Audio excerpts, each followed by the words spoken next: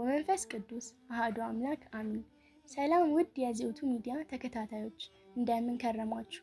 አሚን። በቸርነቱ የጠበቀን የአባቶቻችን አምላክ ልዑል እግዚአብሔር ስሙ ከአጽናፍ እስከ አጽናፍ ዓለም የተመሰገነ ይሁን። ዘወረደ የመጀመሪያው የአብይ ጾም ሳምንት ሲሆን ትርጉሙም ከሰማየ ሰማያት የወረደ ማለት ነው። ከሰማየ ሰማያት የወረደውን ከድንግል ማርያም የተወለደውን በጥንት ስሙ ወልድ ቃል በኋላ ስሙ ጌታችን አምላካችን መድኃኒታችን ኢየሱስ ክርስቶስ አማኑኤል የተባለውን ሰው የሆነውን አምላክ ለማመስገን ልደቱን ከሰማየ ሰማያት መውረዱን ለመዘከር የሚጾም ጾም ነው። የዮሐንስ ወንጌል ምዕራፍ 3 ቁጥር 13።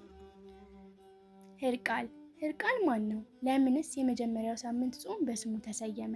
የአብይ ጾም መግቢያ የመጀመሪያ ሳምንት ከዘወረደ እስከ ቅድስት ያለው የምንጾመው ጾም ሕርቃል የሚል ስያሜ ተሰጥቶታል። ለመሆኑ ሕርቃል ማን ነው? ለምንስ የመጀመሪያው 7 ቀን ጾም በስሙ ተሰየመ?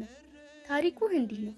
በ614 ዓመተ ምህረት ኪሪዮስ የተባለ የፋሪስ ንጉሥ ኢየሩሳሌምን በመውረር ጥቃት አደረሰ። በዚህ ወቅት በኢየሩሳሌም ንግሥት እሌኒ በሰራችው ቤተ መቅደስ ውስጥ ሲገባ ንግሥቷ በክብር አስቀምጠው የነበረው የጌታችን የመድኃኒታችን የኢየሱስ ክርስቶስ መስቀል እንደ ፀሐይ ሲያበራ አገኘው። ቢነካው አቃጠለው። ዲያቆናቱን አሸክሞ ሌላውን ንዋየ ቅድሳት ዘርፎ 60,000 የሚደርሱትን አቁስሎ ገድሎ 3,000 የሚሆኑትን ማርኮ ከተማዋንም አቃጥሎ ወደ ፋሪስ ባቢሎን ይመለሳል።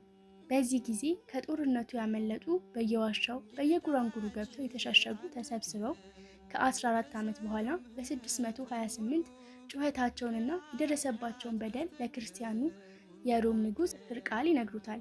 እርሱም ሐዋርያት ሰውን የገደለ ዕድሜውን በሙሉ ይጾም ስላሉ እንዴት ላድርገው አላቸው። እኛ የአንተን ዕድሜ ተከፋፍለን እንጾማለን ብለው አንድ ሳምንት ደርሷቸው ጾሙን በሚገባ ጾመውታል። የጌታችን የኢየሱስ ክርስቶስ መስቀልና የተማረኩ ክርስቲያኖችን ለመመለስ ሕርቃል ጦር መዞ በኪሪዮስ ላይ ተነሳበት። ድል ለሕርቃል ሆነና መስቀሉን ያለበትን አጥቶ ሲቸገር መስቀሉን ሲቀብርና ዲያቆናትን ሲያስገድል በመስኮት ሆና ያየችው ከኢየሩሳሌም የተማረከች አንዲት ብላቴና አሳይታው አውጥቶ በልብሰ መንግስቱ ጠቅልሎ ወደ ቁስጥንጥንያ ተመለሰ። የተማረኩት በሙሉ ነፃ ወጡ። ይህን ለማስታወስ በተጨማሪ በኃጢአት ላይ ድል እንድናገኝ መንፈሳዊ ጦር በውስጣችን እንዲበዛልን መስቀልህ ከምርኮ እንደተመለሰ እኛንም ከኃጢአት ምርኮ መልሰን ለሕርቃል ድል መንሳትንና በጠላቶቹ ላይ ኃይልን እንደሰጠኸው ለእኛም በኃጢአት ላይ ድል መንሳት መንፈሳዊ ኃይልን ስጠን እያለን እንጾመዋለን። በጌታ ጾም ላይ እንዲጾም የሆነበት ምክንያት ጾሙ የጌታ ጾም በሚጾምበት ወቅት ላይ ስለተጾመ ቤተ ክርስቲያናችን አብራ ደንግገዋለች። እዚህ ላይ በዚያን ጊዜ ለሕርቃል ሕዝቡ ሱባኤ ይዞለታል። ዛሬም እኛ ለቤተ ክርስቲያን ያደረግነውን በማሰብ እግዚአብሔር አምላክ ለሕርቃል የሰጠውን በጠላቶቹ ላይ ድል መንሳትን ለእኛም እንዲሰጠን የምንጠይቅበት ስለሆነ የመጀመሪያውን ሳምንት በሕርቃል ሰይመን ጾም እንጾማለን። በስብሐት ለእግዚአብሔር ወለወላዲቱ ድንግል ወለመስቀሉ ክቡር አሜን። ይቆየን። ቻናሉን ሰብስክራይብ፣ ላይክ እንዲሁም ሼር በማድረግ ቤተሰብ ትሆኑን ዘንድ በትህትና እንጠይቃለን።